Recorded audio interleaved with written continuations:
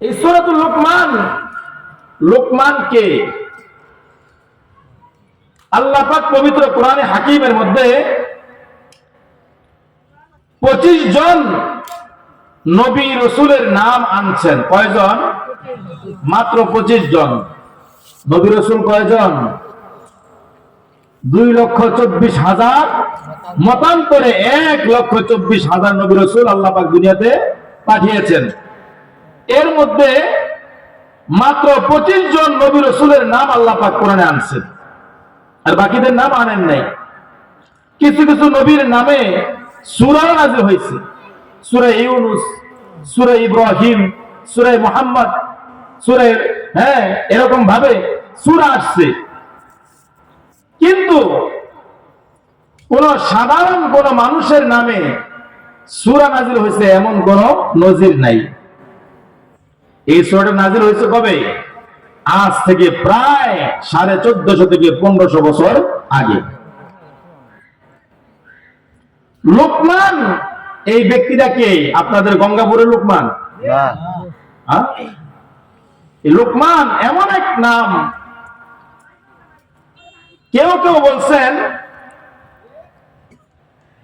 লোকমান আলাইহিস সালাতু ওয়াস সালাম লূত পয়গম্বরের ভাগিনা, দাউদ পয়গম্বরের ভাগিনা।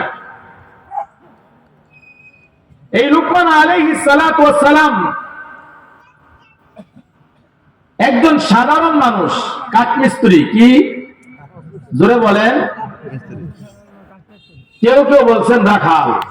কি রাখাল?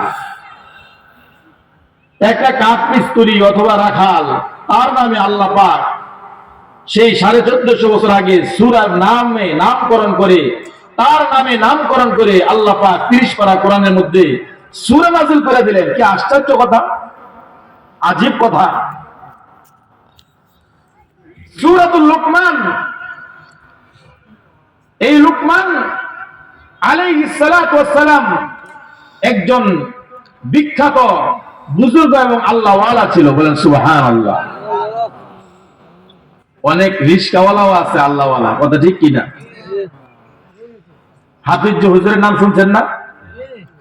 মোহাম্মদুল্লাহ হাফিজ হুজুর, বট গাছ মার্কা।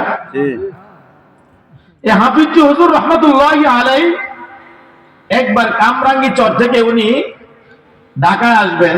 ওই সময় সোয়ারি ঘাট থেকে রিক্সা দিয়া ঢাকায় ঢুকবেন। তখন ওনার খাদেমকে বলতেছে একটা রিক্সাওয়ালা ডাক দিয়ে নিয়ে আসে।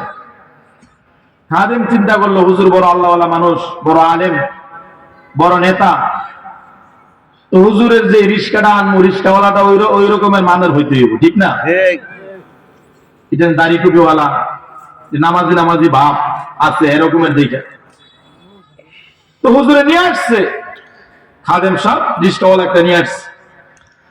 আইসা হুজুরের যে রিক্সার মধ্যে উঠছে, ওঠার পরে রিক্সাওয়ালা যখন উল্টা ঘাটটা ঘুরা হুজুরের চেহারার দিকে তাকাইছে, হুজুরও রিক্সাওয়ালার দিকে ভালো করে তাকাইছে। রিক্সাওয়ালায় রিক্সা সামনে যাবে, হুজুর বলতেছে না, রিক্সা বন্ধ করো। হুজুর রিক্সা থেকে নেমে গেছে, নেমা বলতেছে তুমি চলে যাও। ওই রিক্সাওয়ালা আর জিজ্ঞাসা করে নাই কেন যাইবেন না, বাস রিক্সা টান দিয়ে চলে গেছে।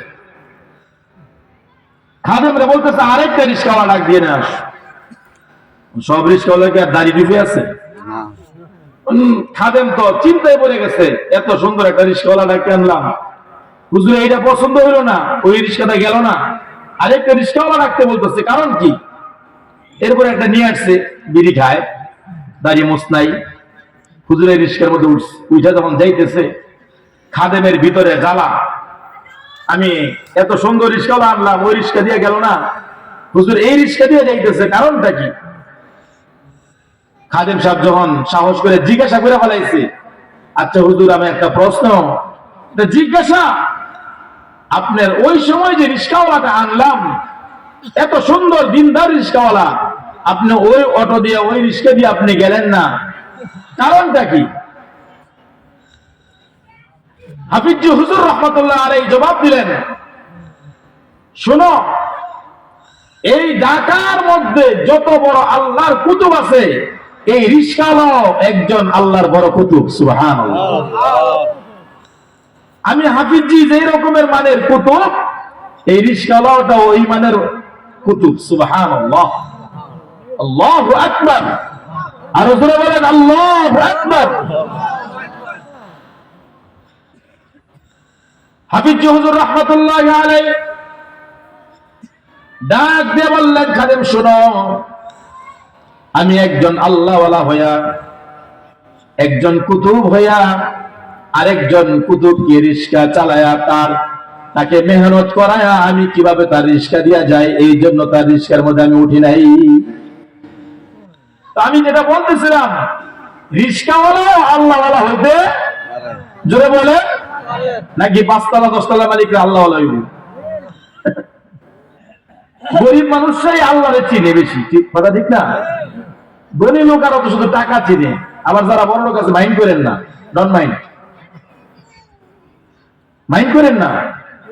এই সমাজের ভিতরে, মসজিদের ভিতরে যান, যে নামাজের মুসল্লি গুনেন, গুইনা দেখবেন যে কয়টা বাড়িওয়ালা, কয়টা ধনী লোক, দেখবেন যে সব খেটে খাওয়া মানুষগুলো এই মসজিদে মুসল্লি। কথা ঠিক কিনা?